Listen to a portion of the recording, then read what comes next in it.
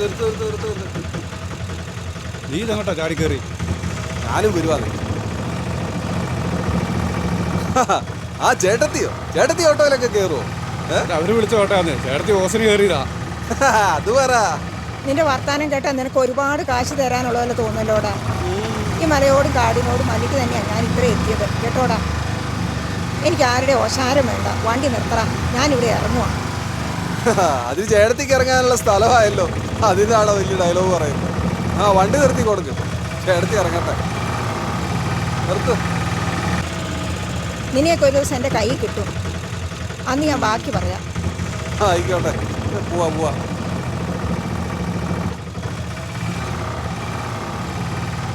ഇതൊക്കെ ഞങ്ങളുടെ ഒരു സന്തോഷം കേട്ടോ. നിങ്ങൾ എവിടുന്നാ? അവര് പാലായിന്നാ, നമ്മുടെ ജോയിച്ചായന്റെ വീട്ടിലേക്കാ. പുള്ളിക്കാരന് ബന്ധുക്കളൊക്കെ ഉണ്ട്, അതും പാലായി നിന്ന്. ഞാൻ കരുതി ജോഷിച്ചായനിവിടെ പന്നി മാത്രമേ ബന്ധുക്കളായിട്ടുള്ളെന്നാ. നീ ഒന്നും മിണ്ടാതിരിയടാ.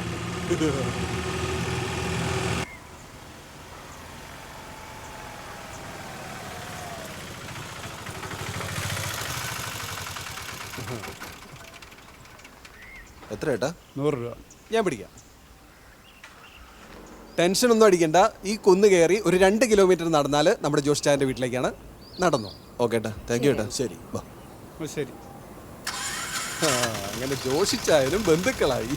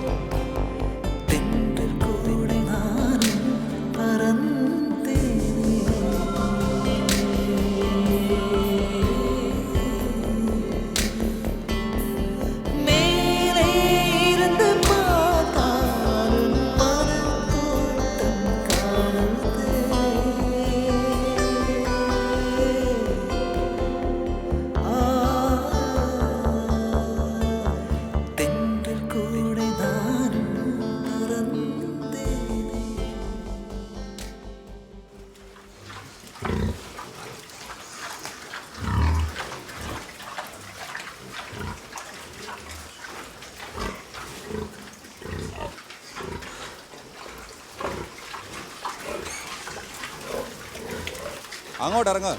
എങ്ങോട്ടാ കയറി പോന്നേ?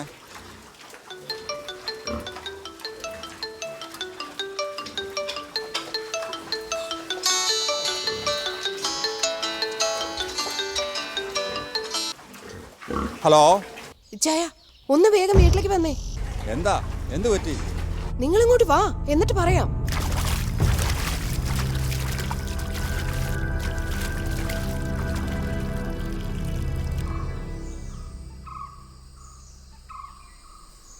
ആലീസേ. ആ, ആരടി ഇവര്? നിങ്ങളിങ്ങോട്ട് വന്നേ. നീ കാര്യം പറ. നിങ്ങളിങ്ങോട്ട് വന്നേന്ന്. എന്നാ വെച്ചാ പറ. അതെ, നിങ്ങളുടെ അമ്മയുടെ അനിയത്തിയില്ലേ പാലായിലുള്ളത്, അവരുടെ മകളുടെ ഇളയ മകന് അവന്റെ പെണ്ണുവാ. എന്നിട്ടാണോ നീ അവരോട് പുറത്തു നിർത്തിയിരിക്കുന്നത്? ഞാൻ അവരെ വിളിക്കട്ടെ. ഒന്ന് നിന്നേ, മുഴുവൻ പറയട്ടെ. എന്നാ? ആ പെണ്ണേ ഒളിച്ചോടി വന്നതാ പാലായി. ഏതോ വലിയ നേതാവിന്റെ മകളാന്നാ പറയുന്നേ. ആരോടും പറയാതെ വന്നിരിക്കുന്നേ. ഇത് നമ്മുടെ കുടുംബക്കാര് തന്നെയാണെന്ന് എന്താ അത്ര ഉറപ്പ്? ഞാൻ അവനെ ചെറുപ്പത്തിൽ കണ്ടതാ, ഇപ്പൊ ഓർമ്മ പോലും ഇല്ല. അവരെനിക്ക് ഫോട്ടോ കാണിച്ചു തന്നു. ഫോൺ വിളിച്ച് ആരോടും പറയരുതെന്ന് അവര് പറഞ്ഞിരിക്കുന്നേ. നമ്മളിനി എന്നാ ചെയ്യും?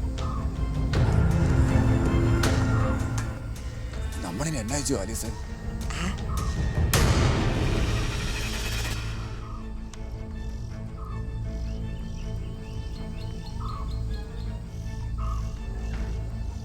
എങ്ങനെ എവിടെ എത്തിപ്പെട്ടെ? വീട്ടിലിടയ്ക്കൊക്കെ ആര്യയെക്കുറിച്ച് അങ്കിളെക്കുറിച്ചൊക്കെ സംസാരിക്കും.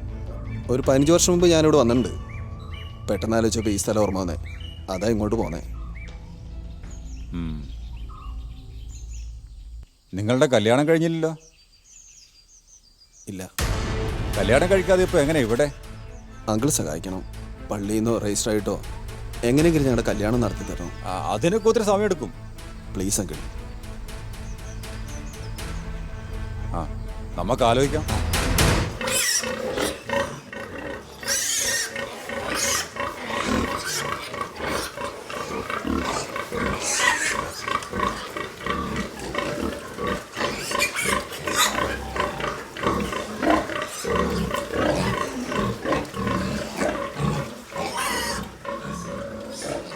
ഇത് അങ്കിളുടെ കൃഷിയാണോ?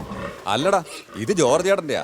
ഞാനിവിടെ പണിക്ക് നിൽക്കുന്ന വർഷങ്ങളായി. ഞാനും പന്നിയും ഞാനും അങ്ങനെ അങ്ങ് പോകുന്നു.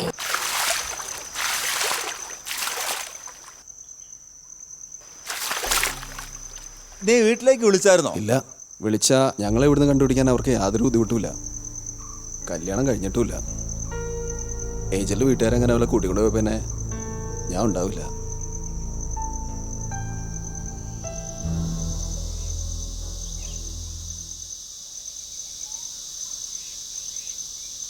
വളരെ മനോഹരമായ സ്ഥലത്താണല്ലോ ആൻറ്റി താമസിക്കുന്നത്. കാടിനോട് ചേർന്ന് ശുദ്ധമായ വെള്ളത്തിൽ കുളിച്ച്. എന്ത് തണുപ്പാ ആൻറ്റി. ഞാനൊന്ന് ഇറങ്ങിക്കോട്ടെ?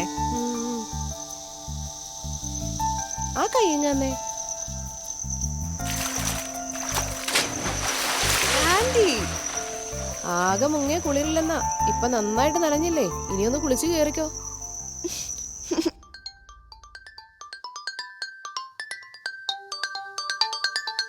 ആൻറ്റി, ആൻറ്റി,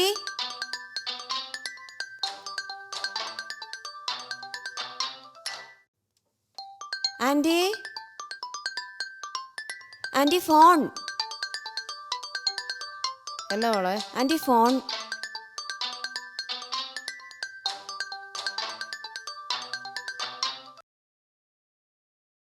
ഹലോ,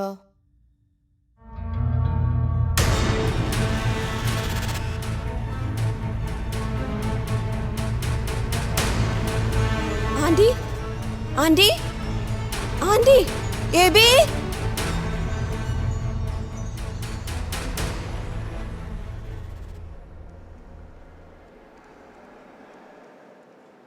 ഹലോ, ആ കണ്ണടയൊന്ന് മാറ്റിക്ക്.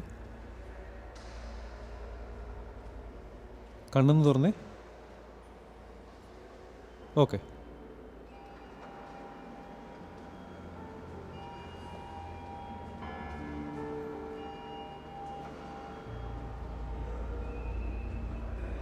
ബുദ്ധിമുട്ട് കുറവുണ്ടോ ഇപ്പം? കുഴപ്പമില്ല. കുഴപ്പമില്ല. ചെറിയ ബീപ്പ് കുറഞ്ഞാണ്, അതിൻ്റെതായ ചെറിയ ബുദ്ധിമുട്ടുകളാണ്. വേറെ ബുദ്ധിമുട്ടുകളൊന്നുമില്ല, പേടിക്കാനൊന്നുമില്ല. ഈ ഫ്ലൂയിഡ് കഴിയുമ്പോൾ നിങ്ങൾക്ക് വീട്ടിൽ പോവാം. ഓക്കെ, കുഴപ്പമില്ല കേട്ടോ. Thank you. ഓക്കെ.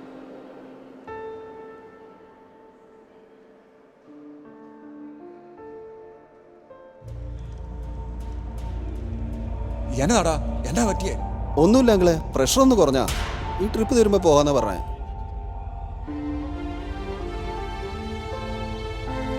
പേടിപ്പിച്ച് കളഞ്ഞല്ലോടി നീയെ. ഏതോ ഒരു കോള് വന്നപ്പോഴാ ആന്റിക്ക് ഇങ്ങനെ സംഭവിച്ചത്. ആരായിരിക്കും വിളിച്ചിട്ടുണ്ടാവുക? പണ്ട് ഞാനിവിടെ വരുമ്പേ ഇവർക്കൊരു മകളുണ്ടായിരുന്നു. ഏകദേശം 3-4 വയസ്സ് കാണും. അവളെ ഇതുവരെ കണ്ടിട്ടില്ലല്ലോ. അവളെ പറ്റി ആരും പറയുന്നതും കേട്ടില്ല. ഇനി അവളെങ്ങനെ ആയിരിക്കോ? മകളായിരിക്കില്ല. മകളാണെങ്കിൽ ഫോൺ വരുമ്പോഴത്തേനും ബോധം പോകേണ്ട കാര്യമില്ലല്ലോ. ആ, അത് ശരിയാ. അങ്കിളിനോട് പറയണ്ടേ? ആ, പറയാം.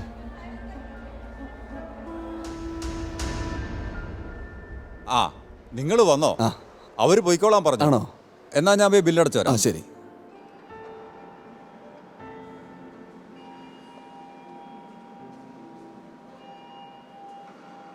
മക്കളെ, എനിക്ക് ഫോൺ വന്ന കാര്യം അങ്കിളിനോട് പറയണ്ട കേട്ടോ. എന്താ ഇനി സംഭവിച്ചേ? അത്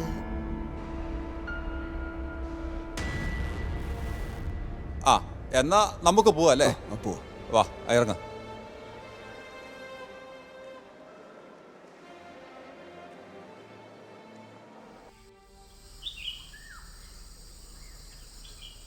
എന്താ ജോഷി, പന്നിക്കൂട്ടിലെ കാര്യങ്ങൾ ഭംഗിയായി നടക്കുന്നില്ലേ? ഞാൻ അങ്ങോട്ട് വരുന്നില്ലെന്ന് കരുതി ഉഴപ്പാൻ മെനക്കെടരുത്. ഏയ്, അവിടെ ഒന്നിനും ഒരു കുറവില്ല ജോർജ് ചേട്ടാ. നല്ലത്. പിന്നെ എന്താ ഇപ്പൊ ഒരു പൈസയുടെ അത്യാവശ്യം? വിരുന്നുകാരുണ്ട് ജോർജ് ചേട്ടാ. ആഹാ, അത് ഭയങ്കര അതിശയായിരിക്കുന്നല്ലോ. അതന്നെ ജോർജ് ചേട്ടാ അങ്ങനെ ഒരു സംസാരം. എനിക്കും കുടുംബക്കാരൊക്കെ ഉണ്ടെന്നേ. ഉവ്വേ.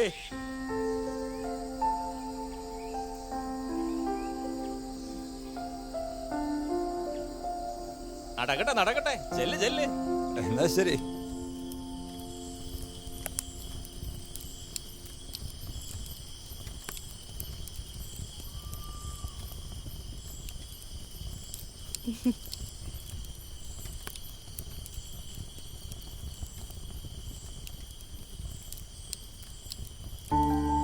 നിങ്ങൾ ഇത്രയും ദൂരം വന്നിട്ട് നിങ്ങൾക്ക് ഞങ്ങളുടെ വകകൾ ട്രീറ്റ് ചെയ്ത്. കൊറേ നാളായി ജോഷ് ചായനെ ഇങ്ങനെ സന്തോഷത്തിൽ കണ്ടിട്ട്. ഓ ഇതൊന്നും വേണ്ടായിരുന്നു മക്കളെ. സാരമില്ലടാ, ഇതൊക്കെയല്ലേ ഒരു സന്തോഷം. ഒരപ്പന്റെ അമ്മയുടെ ഏറ്റവും വലിയ സന്തോഷം എന്താണെന്ന് അറിയോ നിങ്ങൾക്ക്? മക്കള് സന്തോഷത്തോടെ ഇരിക്കുന്നതാ. സ്വന്തം കഴിച്ചില്ലെങ്കിലും മക്കൾക്ക് കഴിക്കാൻ കൊടുക്കുമ്പോൾ കിട്ടുന്ന ഒരു സന്തോഷമുണ്ടല്ലോ, അത് മനസ്സിലാകണമെങ്കിൽ ഒരപ്പനും അമ്മയാകണം. അങ്കിൾ സെന്റിയാണല്ലോ. അതേ ബി, ഞാനിച്ച് സെന്റിയാണ്. നീ കണ്ടിട്ടുണ്ടാവുമെന്ന് വിചാരിക്കുന്നു. എനിക്കൊരു മകളുണ്ടായിരുന്നു, പാവ. അവൾ ഞങ്ങൾക്കെല്ലാമായിരുന്നു. അവളില്ലാത്ത ഒരു ദിവസത്തെക്കുറിച്ച് ഞങ്ങൾക്ക് ചിന്തിക്കാൻ പോലും പറ്റത്തില്ലായിരുന്നു. അവളുടെ ഓരോ വളർച്ചയും ഞങ്ങളുടെ കൺമുൻപിലുണ്ട്. അവളോടുള്ള സ്നേഹം പകുത്തു പോകാതിരിക്കാൻ ഞങ്ങൾ ഇനിയൊരു കുട്ടിയെ വേണ്ടാന്ന് തീരുമാനിച്ചു. അങ്ങനെ ഞങ്ങളുടെ എല്ലാമായി അവൾ വളർന്നു. ആ സന്തോഷം അവൾക്ക് 18 വയസ്സാവുന്നത് വരെ നീണ്ടു നിന്നുള്ളൂ. അവൾക്ക് കൃത്യം 18 വയസ്സായ അന്ന് അവൾ ഒരുത്തൻ്റെ കൂടെ ഒളിച്ചോടി. അച്ചായ, എന്തൊക്കെയാ ഈ പറയുന്നേ? ഇങ്ങോട്ട് വന്നേ, ഇങ്ങോട്ട് വാ. നീ അവിടെ പോയി ഇരിക്കടി, ഞാനിത് ശരിയാക്കട്ടെ. ചെല്ലേ, നീ അവിടെ പോയി ഇരിക്കേ, ചെല്ലേ.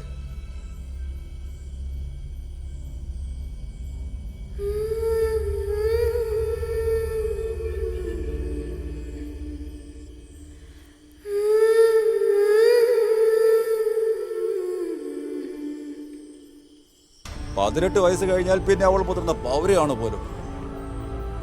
അപ്പനും അമ്മയ്ക്കും മകളുടെ മേലൊരു അധികാരമില്ല പോലും. ആരും കൂടെയില്ലാതെ ഒറ്റപ്പെട്ടു പോയി. ഞങ്ങൾ ഒറ്റയ്ക്കായിപ്പോയി. ദിവസവും വിളിക്കുന്ന കർത്താവിന്റെ മുമ്പിൽ പരാതി പറയാ ചെന്നപ്പോ അങ്ങേര് എന്നോട് ചോദിക്കുക, എടാ ജോഷി, ഒരുപാട് മക്കളെ നിങ്ങൾക്ക് തരാൻ ഞാൻ ഒരുക്കി വെച്ചതല്ലേ, അവരെ ഒന്നും വേണ്ടാൻ തീരുമാനിച്ച് സ്വന്തം ഇഷ്ടപ്രകാരം ഒരാളെ മാത്രം വളർത്തി വലുതാക്കി അവള് വേറൊരുത്തൻ്റെ കൂടെ പോയപ്പോഴാണോ നീ എൻ്റെ കാര്യം ഓർത്തേന്ന് ആലോചിച്ചപ്പോ അത് സത്യമല്ലേ? ഞാനല്ലേ കുറ്റക്കാരൻ? എൻ്റെ സ്വാർത്ഥതയല്ലേ എല്ലാം? മാതാപിതാക്കളുടെ വേദന മനസ്സിലാക്കണമെങ്കിൽ അവരും ആ സ്ഥാനത്തെത്തണം. എന്നിട്ടൊന്ന് തിരിഞ്ഞു നോക്കണം. അപ്പോഴേക്കും എല്ലാം കഴിഞ്ഞിട്ടുണ്ടാവും.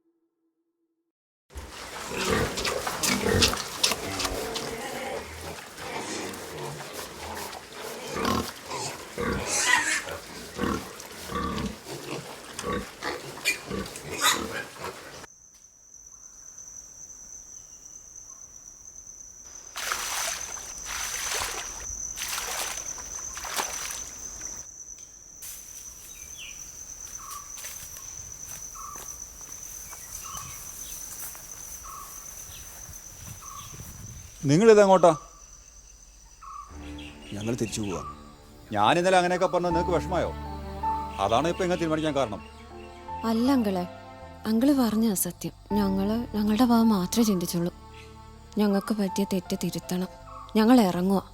മോളെ ഒരു മിനിറ്റ്. ഇച്ചായ അവര് പോവാന്നു.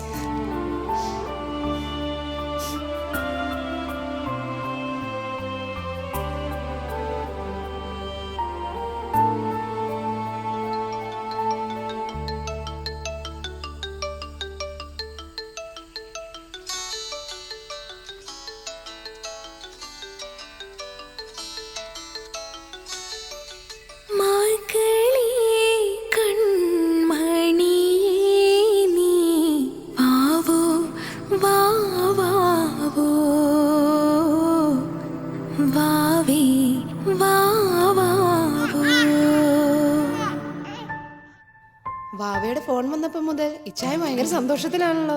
അങ്ങനെയൊന്നും ഇല്ലടി. അത് ചുമ്മാ. വാവയോട് സംസാരിച്ചപ്പോ ഇച്ചായന്റെ കണ്ണീന്ന് വെള്ളം വരുന്നത് ഞാൻ കണ്ടല്ലോ. വാവ പോയതിന് ശേഷം ആദ്യം ഫോൺ വന്നപ്പം ബോധം കെട്ടതുപോലെ ഒന്നും എനിക്ക് സംഭവിച്ചില്ലല്ലോ. അയ്യോ, അതെങ്ങനെ നിങ്ങൾ അറിഞ്ഞു? അതൊക്കെ എനിക്ക് മനസ്സിലായി. കുറെ കാലമായില്ലേ ഞാൻ നിന്നെ കാണുന്നു.